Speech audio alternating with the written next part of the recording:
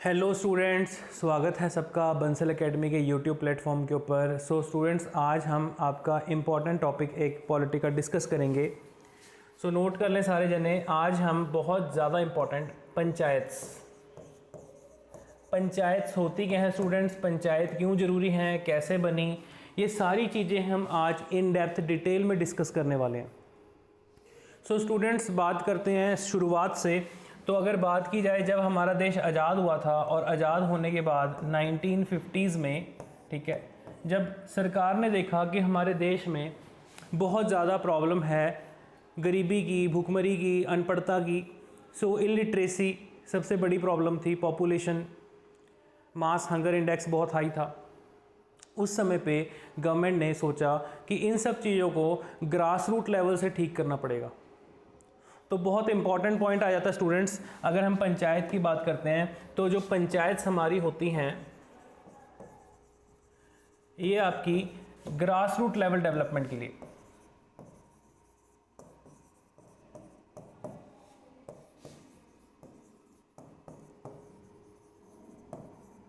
Grass root level development के लिए बनाई गई है।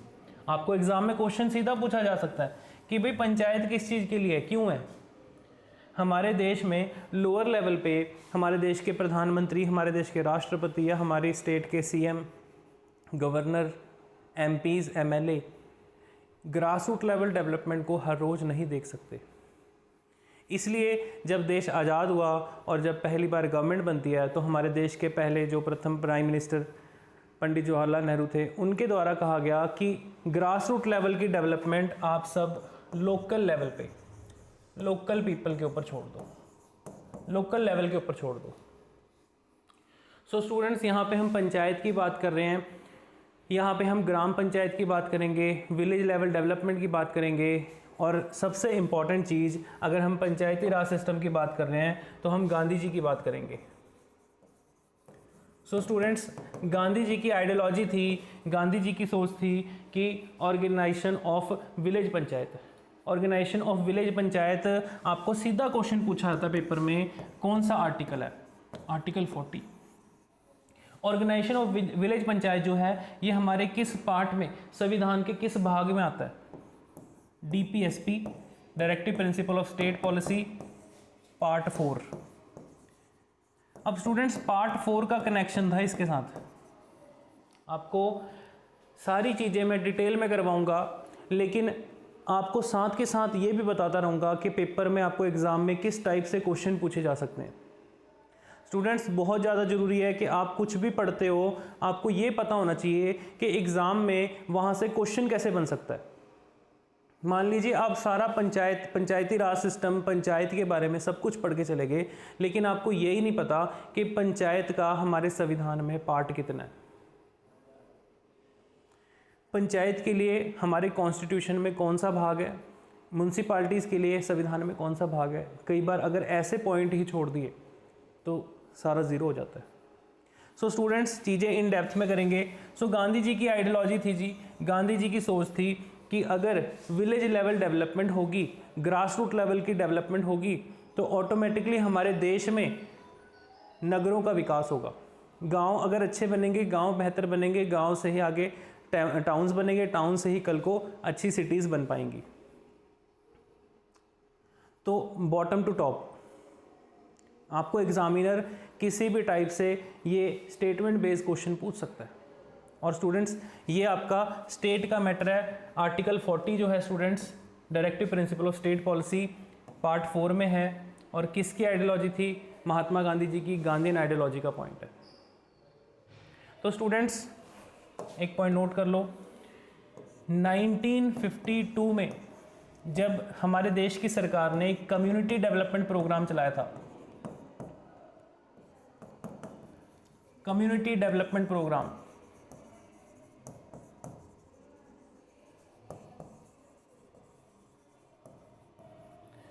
सो ये कम्युनिटी डेवलपमेंट प्रोग्राम स्टूडेंट्स हमारे देश में एक्चुअल टर्म में जो आम जनता है उसके बेहतर, उसके लाइफस्टाइल को बेहतर करने के लिए चलाया था। यही चीज़ें आप जो पॉलिटिक्स में पढ़ रहे हो, यही चीज़ें जो आप इंडियन पॉलिटी में पढ़ोगे, वही कुछ चीज़ें आपकी इंटरलिंक करती हैं इकोनॉमिक्स के साथ भी। कम्युनिटी डेवलपमेंट प्रोग्राम कब आया? कम्युनिटी डेवलपमेंट प्रोग्राम का मेन उद्देश्य क्या था? तो स्टूडेंट्स, एक टाइम पे हमारे देश में बहुत बेहतर काम किया जा रहा था। Community development programme, 20 point programmes, ये सब जो हमारे देश में जो बिलो पॉवर्टी लाइन लोग थे, जो मिडिल क्लास लोग थे, उनके लाइफस्टाइल को बेहतर करने के लिए, ऊपर उठाने के लिए सरकार ये काम कर रही थी। तो इस कम्युनिटी डेवलपमेंट प्रोग्राम में देखा गया कि हमारे देश में सबसे बड़ी समस्या ही ग्रास रूट लेवल पे है। अब यही क्वेश्चन गुड गवर्नेंस से भी पूछा जा सकता है।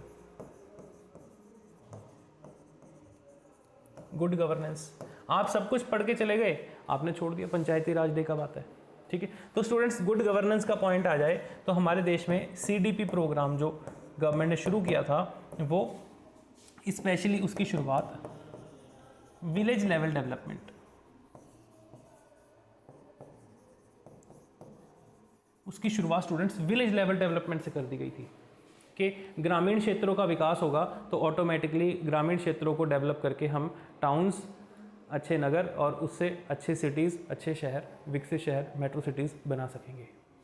सो स्टूडेंट्स, एक पॉइंट नोट कर लो, हमारे देश में ब्रिटिश काल से प्रॉब्लम चलती आ रही थी। ब्रिटिश रूल जब हमारे देश में था तो ब्रिटिश साम्राज्य के समय से ही हमारे देश में जमींदारी सिस्टम चलता आ रहा था जी, ब्रिटिश काल से। और ये कब एंड होता है स्टूडेंट्स? ये क्वेश्चन आपसे पेपर में पूछा जाता है। इसका लिंक है पंचायती राज सिस्टम से, इसका कनेक्शन है पंचायती राज सिस्टम से। हमारे देश में स्टूडेंट जो जमींदारी सिस्टम चल रहा था, उससे हमारे देश के किसान परेशान हो रहे थे, किसान प्रॉब्लम में आ रहे थे। सो नोट कर लो स्टूडेंट्स, फर्स्ट अमेंडमेंट एक्ट,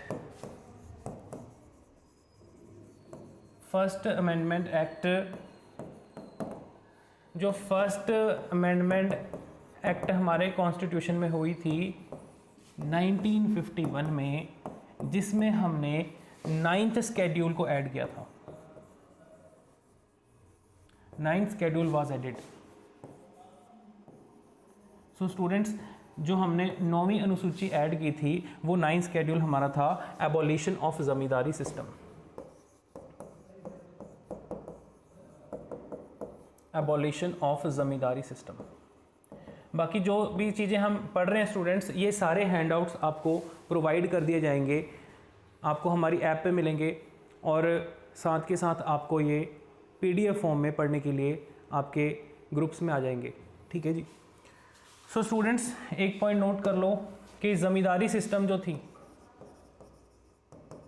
ज़मींदारी प्रथा का खात्मा, ज़मींदारी सिस्टम का जब एंड किया गया तो ज़मींदारी सिस्टम ख़त्म करके सरकार को ये समझ में आया यार सबसे बड़ी दिक्कत जो प्रॉब्लम है वो किसकी है? हमारे आम जनता की, विलेजर्स की।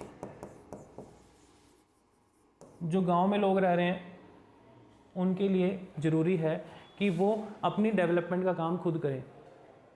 अंग्रेज़ों के समय से ज़मींदार नियुक्त हो रखे थे, ज़मींदार किसानों का खून चूस रहे थे और सबसे बड़ी यहाँ पर ज़रूरत थी कि किसानों को खुद पावर दी जाए कि वो अपना लीडर खुद चुन सकें, वो अपने में से ही चुन सकें। तो स्टूडेंट्स, ये लाइन तो हमारे देश के first prime minister Jawaharlal Nehru ने कह दी थी कि लोकल लेवल डेवलपमेंट के लिए ये सब कुछ आम जनता के ऊपर छोड़ दिया जाए। तो स्टूडेंट्स, यहाँ पर से फिर शुरुआत होती है हमारे देश में पंचायती राज सिस्टम को डेवलप करने की। पंचायती राज सिस्टम जो डेवलप किया गया था स्टूडेंट्स, इसके लिए सबसे पहले 1957 में कमेटी का सेटअप हुआ था जी, बलवंत राय मेहता कमेटी। बलवंत राय मेहता। तो students, father of panchayati raj institution, father of panchayati Raj system के नाम से कौन जाने जाते हैं? बलवंत राय मेहता। और 1957 में इन कमेटी सेटअप होती है, ये रिकमेंड करते हैं कि हमें इंडिया में डेवलपमेंट के लिए 3 टायर सिस्टम, हमें भारत में पंचायत राज डेवलपमेंट के लिए, विलेज लेवल डेवलपमेंट के लिए 3 टायर सिस्टम फॉलो करना चाहिए। नंबर 1 आपकी ग्राम पंचायत,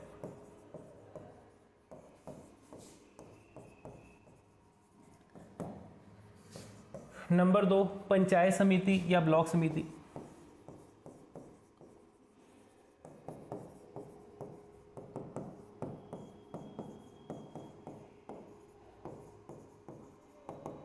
और नंबर 3 स्टूडेंट्स, जो सबसे एक डिस्ट्रिक्ट की सबसे बड़ी बॉडी होती है आपकी, जिला परिषद।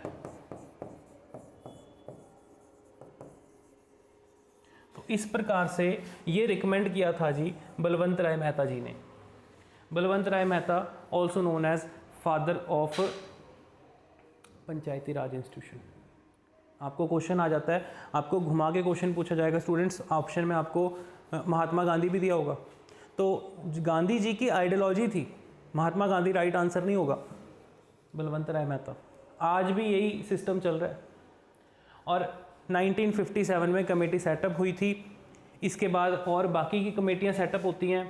तो स्टूडेंट्स यहाँ पर जो ग्राम पंचायत थी, इसमें पावर दी गई कि आम जनता जो है अपने लिए खुद से, आम जनता जो है अपने लिए खुद से अपना पंचायत चुने, अपनी पंचायत चुने, अपना सरपंच चुने, और ये सारा कुछ इलेक्शन मेथड से होना चाहिए। स्टूडेंट्स ये कोई नई चीज़ें नहीं थी, ये सारी चीज़ें ऑलरेडी हमारे देश में बहुत पहले से एग्जिस्ट करती थी, लेकिन यहाँ पर एक ऑर्गेनाइज मैनर से, एक ऑर्गेनाइज स्ट्रक्चर से यहाँ पर 3 टायर सिस्टम को बनाया गया था। तो ग्राम पंचायत जो चुनी जाएगी जी, ये डायरेक्ट इलेक्टेड मेंबर होंगे, ये डायरेक्ट इलेक्शन से चुने जाएंगे। और आपके पंचायत समिति या ब्लॉक समिति के मेंबर और ज़िला परिषद के मेंबर, ये इनडायरेक्ट मेथड से इलेक्ट होंगे, ये इनडायरेक्टली इलेक्ट होंगे। ठीक है जी। तो आई होप आपको ये चीज़ें क्लियर हो गई होंगी स्टूडेंट, सबको समझ में आ गया होगा। पंचायत समिति, ज़िला परिषद, तो बॉटम टू टॉप, तो सबसे लोअर लेवल पे आपका ग्राम पंचायत, फिर इंटरमीडिएट लेवल पे आपकी पंचायत समिति या ब्लॉक समिति। जो आपके ग्राम पंचायत के जो चुने हुए मेंबर हैं, आगे उनमें से ही फर्दर पंचायत समिति के लिए मेंबर चुने जाएंगे, और उनमें से ही आगे ज़िला परिषद जो एक डिस्ट्रिक्ट लेवल बॉडी होएगी, जो एक सुपरवाइजरी बॉडी होएगी, उसके लिए मेंबर चुने जाएंगे। तो स्टूडेंट्स ये सिस्टम बनाया गया कि आम जनता के ऊपर छोड़ दो उनके डेवलपमेंट की बात, क्योंकि हर स्टेट का सीएम जो है, हर हमारे देश के जो प्राइम मिनिस्टर हैं, हमारे स्टेट्स के जो सीएम होते हैं, वो इनकी डेवलपमेंट नहीं कर सकते।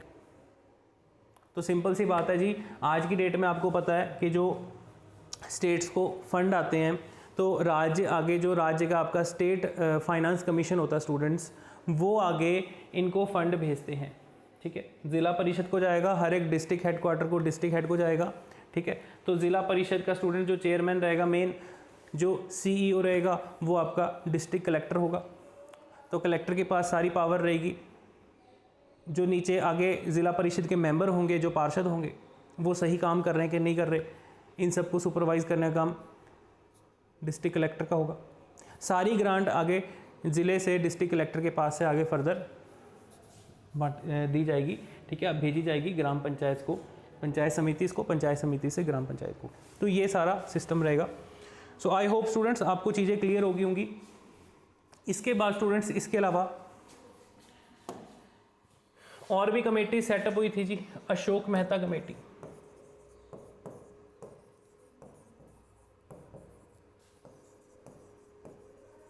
सो स्टूडेंट्स, अशोक मेहता कमेटी जो है 1977 में सेटअप की गई थी, 1977, इसके 20 साल बाद।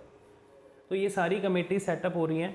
Very very important point, Ashok Mehta committee 1977, Ashok Mehta ji के द्वारा, जैसे बलवंत राय मेहता ने 3 टायर सिस्टम। अब आपको यही क्वेश्चन स्टूडेंट्स, आप अगर ये चीज़ सोच लें कि आपको एग्जामिनर क्वेश्चन कैसे पुट कर सकता है, आपको एग्जाम में क्वेश्चन कैसे पूछे जा सकते हैं, अगर आप कोई चीज़ को इन डेप्थ पढ़ते हैं, इन डेप्थ अपनी कंसेप्ट क्लियरिटी रखते हैं, तो आपको चीज़ें समझ आने लग जाएंगी कि एग्जामिनर यहाँ से कैसे क्वेश्चन पूछ सकता है। तो स्टूडेंट्स, जैसे आपको पूछ सकता है कि 3 टायर सिस्टम किसने शुरू किया, 3 टायर सिस्टम किसने रिकमेंड किया, 2 टायर सिस्टम किसने रिकमेंड किया, 2 टायर सिस्टम किसने रिकमेंड किया, ये चीज़ आपसे पूछी जा सकती है।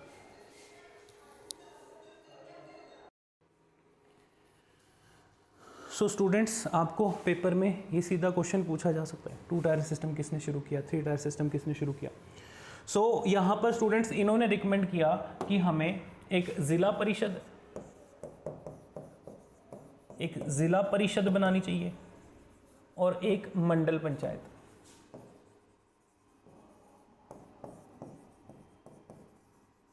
कहते हैं कि इंटरमीडिएट लेवल ख़त्म कर देना चाहिए।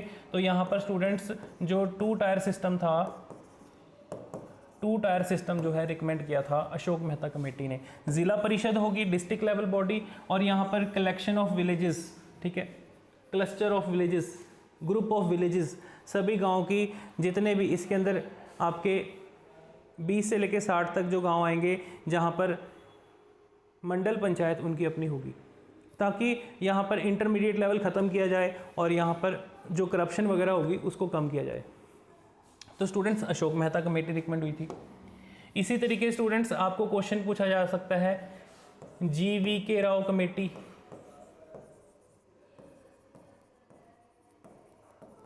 (1985) में GV राव कमेटी सेटअप हुई। इन्होंने कहा कि भाई हमारे देश में जो पंचायती राज सिस्टम है, सबसे बड़ा इसमें जो कांटा है वो आपका ब्यूरोक्रेसी सिस्टम है। सबसे बड़ी जो प्रॉब्लम है जो ब्यूरोक्रेटाइजेशन है, जिसके कारण कि हमारे देश में जो लोअर लेवल डेवलपमेंट है वो रुकी हुई है।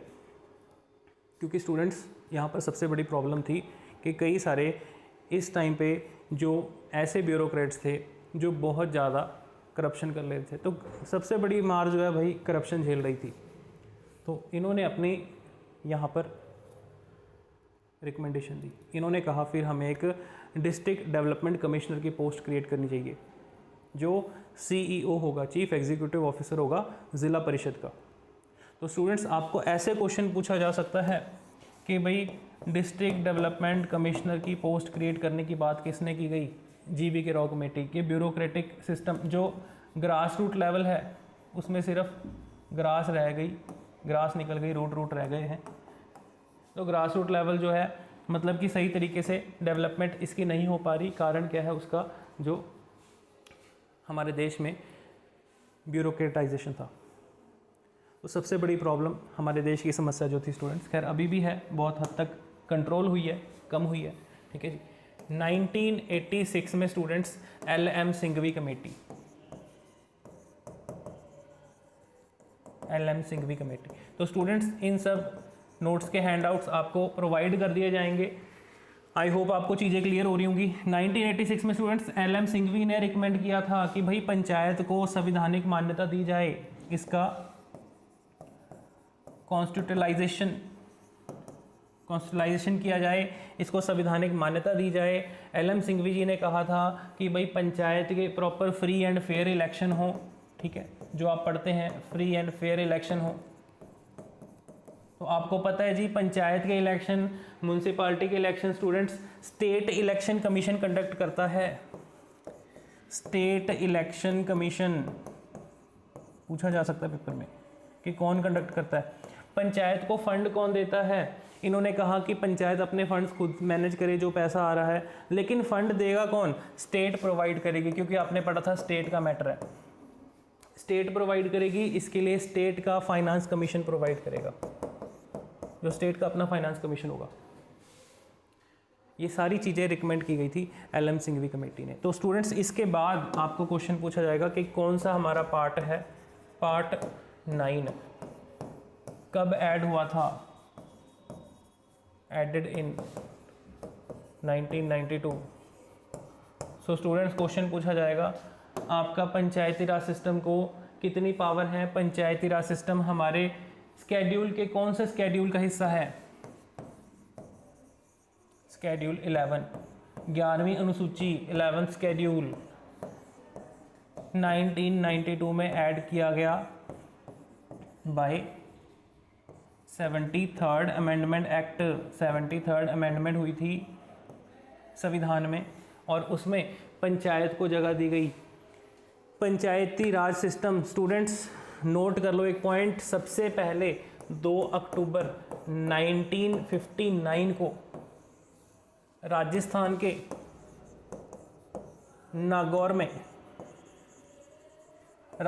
नागौर में शुरू हो गया था भाई। 2 अक्टूबर गांधी जयंती वाले दिन 1959 को सबसे पहले कहाँ? राजस्थान के नागौर में शुरू हुआ। तो पंचायती राज सिस्टम तो चलता आ रहा था, लेकिन LM सिंघवी कमेटी ने कहा कि इसको संवैधानिक मान्यता दी जाए। अगर यहाँ पर कॉन्स्टिट्यूशनल बॉडी बना दी जाएगी, अब आपको पता है कि पंचायत अपने सारे के सारे एग्जीक्यूटिव, जुडिशरी, एडमिनिस्ट्रेटिव सारे फैसले पंचायत खुद लेती है, कोई इंटरफेयर नहीं कर सकता, क्योंकि भाई पंचायत आम जनता ने चुनी है, 5 साल के लिए चुनी है। जो भी पंचायत गलत काम करेगी, सही काम नहीं करेगी, उसको हटाया भी जा सकता है, सिंपल पॉइंट है। तो आई होप आपको चीज़ें क्लियर होगी स्टूडेंट्स। सो स्केड्यूल वाला क्वेश्चन बड़ा इंपॉर्टेंट है, कब ऐड किया, कौन सी अमेंडमेंट थी। पंचायत के